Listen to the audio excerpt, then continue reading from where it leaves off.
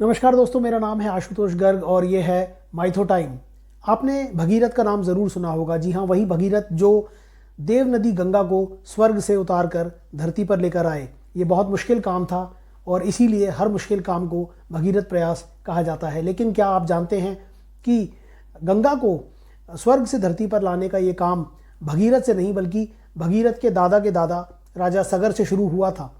जी हाँ, आज का ये वीडियो इसी घटना पर आधारित है और मैं आपको बताऊंगा कि इस पूरी घटना का बीज कब और कैसे पड़ा, क्यों गंगा को धरती पर लाने की ज़रूरत पड़ी और कितनी मुश्किल से भगीरथ कितनी बार तपस्या करके गंगा को धरती पर लेकर आए और फिर धरती पर आने के बाद गंगा के साथ और क्या क्या हुआ। इस पूरी कहानी को सुनेंगे और चूँकि ये कहानी बहुत मज़ेदार है, बहुत सारी नई बातें आपको इस वीडियो में जानने को मिलेंगी, तो आप बाद में कहानी में खो ना जाएं और चैनल को सब्सक्राइब करना भूल ना जाएं। इसलिए ये काम कर लीजिए पहले और मैं शुरू करता हूँ कहानी। सुनिए। तो अयोध्या के राजा थे, उनका नाम था सगर। अब सगर का नाम सगर क्यों पड़ा, इसकी भी एक दिलचस्प कहानी है, लेकिन वो फिर किसी दिन। सगर के दो पत्नियां थीं, एक का नाम था केशनी, दूसरी थी सुमति। केशनी का एक पुत्र था, उसका नाम था असमंजस। जी हाँ, ये जैसा उसका नाम था वैसे ही उसका काम था। विचित्र था और बहुत ही दुराचारी था, क्रूर था, छोटे छोटे बच्चों को पानी में डुबो देता था। खैर, असमंजस की एक और संतान हुई, वो एक पुत्र था, अंशुमान उसका नाम हुआ। बहुत ही सदाचारी और नेक व्यक्ति था वो। जो राजा सगर की दूसरी पत्नी थी सुमति, उसका जब संतान देने का समय आया तो कहते हैं कि उससे एक मांस का पिंड उत्पन्न हुआ और जिस तरह किसी फल में छोटे छोटे बीज होते हैं उस तरह उस मांस पिंड के अंदर छोटे छोटे कुछ अंकुर जैसे थे और वही बाद में आगे चलकर उसके पुत्रों में परिवर्तित हो गए। इसलिए कहा जाता है कि राजा सगर की जो दूसरी पत्नी थी सुमति, उसके 60,000 पुत्र हुए। एक बार राजा सगर ने अश्वमेध यज्ञ करने का मन बनाया, लेकिन देवराज इंद्र को ऐसे सब कामों में विघ्न डालने में बड़ा मजा आता था। तो उन्होंने राजा सगर का घोड़ा चुरा लिया और उस घोड़े को धरती के बहुत नीचे पाताल लोक के पास कपिल मुनि की तपस्थली थी, वो वहाँ बैठकर तपस्या करते थे, तो वहाँ ले जाकर उस घोड़े को छोड़ दिया। अब राजा सगर ने जब घोड़ा को गायब देखा तो उन्होंने अपने 60,000 पुत्रों को बुलाया और उनसे कहा कि जैसे भी हो मेरा घोड़ा ढूंढ कर लेकर आओ। अब राजा सगर के 60,000 पुत्र पूरी धरती में छा गए और उन्होंने एक एक योजन हिस्सा अपना बांट लिया और घोड़ा ढूंढने लगे। वो जंगल, गुफाएं, पहाड़, जो रास्ते में आता उसे खोदते जाते थे और ऐसे करके सगर के 60,000 पुत्रों ने 60,000 योजन धरती को खोद डाला, लेकिन घोड़े का पता नहीं चला। बाद में बहुत नीचे जाकर आखिर उनको कपिल मुनि की तपस्थली मिल गई और उन्होंने देखा कि वहाँ पर घोड़ा जो है वो घूम रहा था। तो उन्हें लगा कि जरूर कपिल मुनि ने ही राजा सगर का घोड़ा चुराया होगा। तो उन्होंने मुनि को भला बुरा कहा और जिसकी वजह से कपिल मुनि को क्रोध आ गया और उनकी केवल दृष्टि डालने से ही सगर के 60,000 पुत्र सब के सब जलकर वहीं भस्म हो गए। अब जब काफ़ी समय बीत गया और सगर के पुत्र लौट कर नहीं आए तो उसने अपने बेटे असमंजस के पुत्र यानी अपने पोते अंशुमान को बुलाया और उससे कहा कि किसी तरह मेरे पुत्रों को खोज कर लाओ, उन्हें गए हुए काफ़ी समय बीत गया।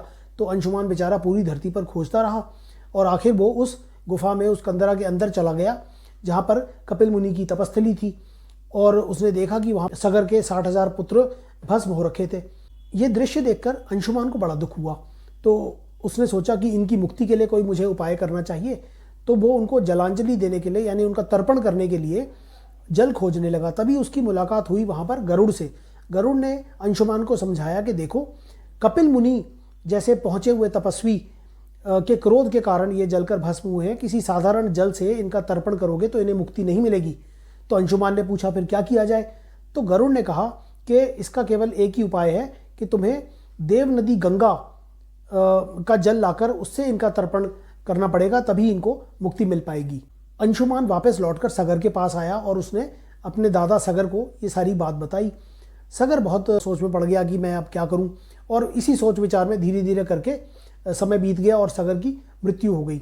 सगर की मृत्यु के बाद अंशुमान ने अपने पूर्वजों की मुक्ति का प्रयास किया, एक लंबी तपस्या की, लेकिन वो सफल नहीं हो सका और फिर वो भी स्वर्ग से धार गया। अंशुमान का बेटा था दिलीप। दिलीप भी अपने पूर्वजों की मुक्ति को लेकर चिंतित तो जरूर रहा, लेकिन तपस्या नहीं कर पाया। और फिर उसका भी समय पूरा हो गया। दिलीप का बेटा था भगीरथ। तो जब भगीरथ को अपने पूर्वजों की इस कहानी का पता लगा तो उसने निश्चय किया कि वो अपने जीवन काल में अपने जीते जी देव नदी गंगा को धरती पर लेकर ज़रूर आएगा। और फिर भगीरथ ने एक बहुत लंबी तपस्या करके आखिर भगवान ब्रह्मा को प्रसन्न कर लिया और ब्रह्मा ने उसे वरदान दिया कि देव नदी गंगा धरती पर तो ज़रूर आ जाएगी, लेकिन अभी इसमें एक दिक्कत ये है कि गंगा का प्रवाह इतना तेज़ है कि धरती उसकी शक्ति को सहन नहीं कर सकती। इसलिए तुम्हें भगवान शिव को प्रसन्न करना होगा ताकि वो उसे अपने मस्तक पर धारण कर सकें और उसके वेग को, उसके प्रवाह को कम कर सकें। भगीरथ ने हिम्मत नहीं हारी और वो तुरंत भगवान शिव की तपस्या में जुट गया और आखिर उसने शिव को भी प्रसन्न कर लिया। वो इस बात के लिए राजी हो गए कि वो गंगा को अपने मस्तक पर धारण करके उसके प्रवाह को कम कर देंगे। दोस्तों, वाल्मीकि रामायण के बालकांड के 43वें सर्ग में 5वां श्लोक पढ़कर बड़ी मज़ेदार बात पता चलती है, और वो ये कि देवनदी गंगा को जब इस बात का पता लगा कि शिव उसे अपने मस्तक पर धारण करेंगे तो उसे अपनी शक्ति का, अपने प्रवाह का इतना घमंड था कि उसने ये तय किया कि वो भगवान शिव को भी बहाकर अपने साथ ले जाएगी पाताल लोक में। लेकिन अपने इस अहंकार में गंगा ये भूल गई कि वो किसको चुनौती देने वाली थी। तो आखिर गंगा जब स्वर्गलोक से नीचे उतरी तो शिव ने उसे अपनी जटाओं में उलझा लिया, और कहते हैं कि कई वर्ष गंगा जो है वो शिव की जटाओं में घूमती रही, लेकिन उसे बाहर निकलने का मार्ग नहीं मिला। लेकिन इस सब में नुकसान हुआ भगीरथ का। समय बीत रहा था और पितरों का तर्पण हो नहीं पा रहा था, तो उसने फिर से दोबारा भगवान शिव की उपासना की और उनसे ये अनुरोध किया कि वो गंगा को बाहर निकलने का मार्ग दे दें। तो कहते हैं कि शिव ने गंगा को हिमालय में बिंदु सरोवर में छोड़ा और वहाँ से गंगा की 7 धाराएं प्रवाहित हुई। 3 धाराएं पूर्व दिशा की ओर गईं जिनके नाम थे हलादिनी, पाविनी और नलिनी, और 3 धाराएं पश्चिम दिशा की ओर गईं जिनके नाम थे सुचक्षु, सीता और सिंधु। और गंगा की जो 7वीं धारा थी वो राजा भगीरथ के पीछे उनके पितरों का तर्पण करने के उद्देश्य से चल पड़ी। अपनी मौज में बहती हुई गंगा को पता ही नहीं चला कि उसने कब मार्ग में राजा जहनु का यज्ञ मंडप बहा लिया। राजा जहनु कहने को राजा थे, लेकिन उनमें ऋषियों जैसी शक्ति थी, और जब उन्होंने ये देखा कि गंगा ने उनके मंडप को बहा लिया तो उन्हें बड़ा गुस्सा आया और वो उसे पी गए। भगीरथ के लिए ये एक और नई समस्या खड़ी हो गई। बड़ी मुश्किल से तो उपासना करके वो गंगा को धरती पर लेकर आए थे और अब गंगा को जहनु ने पी लिया।